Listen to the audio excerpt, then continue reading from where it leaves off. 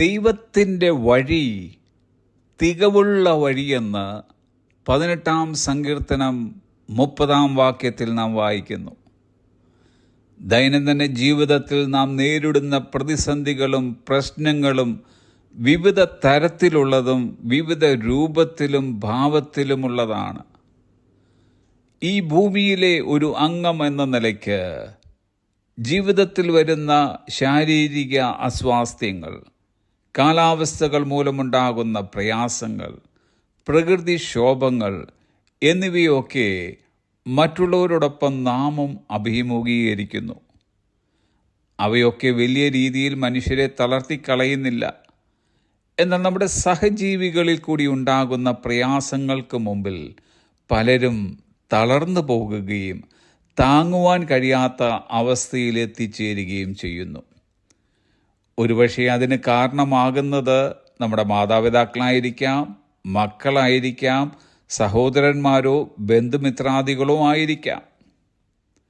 ദൈവം നേരിട്ടറിഞ്ഞനുവദിക്കുന്ന പ്രശ്നങ്ങളും മറ്റുള്ളവരിൽ കൂടി നാം അഭിമുഖീകരിക്കുന്ന പ്രശ്നങ്ങളും നാം രണ്ടായി കാണരുത്. ഇവ രണ്ടും ദൈവഹിതപ്രകാരം സംഭവിക്കുന്നത് തന്നെ എന്ന് നാം മനസ്സിലാക്കണം. ഇവിടുത്തെ നമ്മുടെ മാനസികാവസ്ഥയെ നിയന്ത്രിക്കുവാൻ നിശ്ചയമായും ദൈവകൃപയെ ആവശ്യമാണ്. ഇയ്യോബിൻ്റെ സമ്പൽ സമൃദ്ധിയെല്ലാം സാത്താനാണ് തകർത്ത് കളഞ്ഞതെങ്കിലും ഭക്തനായ ഇയ്യോബ് പറയുന്നത് യഹോവ എടുത്തു എന്നാണ്.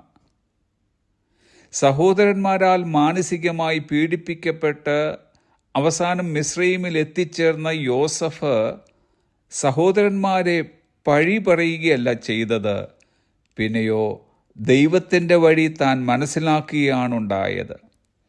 ഉൽപ്പത്തി പുസ്തകം 50-ാം അധ്യായത്തിൻ്റെ 20-ൽ യോസഫ് പറയുന്നു, നിങ്ങൾ എൻ്റെ നേരെ ദോഷം വിചാരിച്ചു, ദൈവമോ ഇന്നുള്ളതുപോലെ ബഹുജനത്തിന് ജീവരക്ഷ വരുത്തേണ്ടതിന് അതിനെ ഗുണമാക്കി തീർത്തു. ആകയാൽ നിങ്ങൾ ഭയപ്പെടേണ്ട, ഞാൻ നിങ്ങളെയും നിങ്ങളുടെ കുഞ്ഞുകുട്ടികളെയും പോറ്റി രക്ഷിക്കും എന്ന് പറഞ്ഞ് അവരെ ആശ്വസിപ്പിച്ച് ധൈര്യപ്പെടുത്തി. യേശുവിനെ ഒറ്റിക്കൊടുക്കുവാനായി യൂദാ തോട്ടത്തിലേക്ക് വന്നപ്പോൾ എൻ്റെ പിതാവ് തന്ന പാനപാത്രം ഞാൻ കുടിക്കേണ്ടയോ എന്ന് യേശു ശിഷ്യന്മാരോട് ചോദിച്ചു. ആ പാനപാത്രം യേശുവിൻ്റെ അധരങ്ങളിലേക്ക് അടുപ്പിച്ചതിന് കാരണക്കാരൻ യൂദാ ആയിരുന്നെങ്കിലും ആ പദ്ധതി തയ്യാറാക്കിയത് സ്വർഗത്തിലെ തൻ്റെ പിതാവായിരുന്നു. ദൈവത്തെ സ്നേഹിക്കുന്ന തൻ്റെ മക്കൾക്ക് ദൈവം എല്ലാം നന്മയ്ക്കായും തൻ്റെ പദ്ധതി പ്രകാരവും ചെയ്യുന്നു. ഇത് മനസ്സിലാക്കുന്ന ഭക്തരാണ് പറയുന്നത്, അതേ പിതാവേ, ഇങ്ങനെയല്ലോ നിനക്ക് പ്രസാദം തോന്നിയത് എന്ന്. Have a blessed day.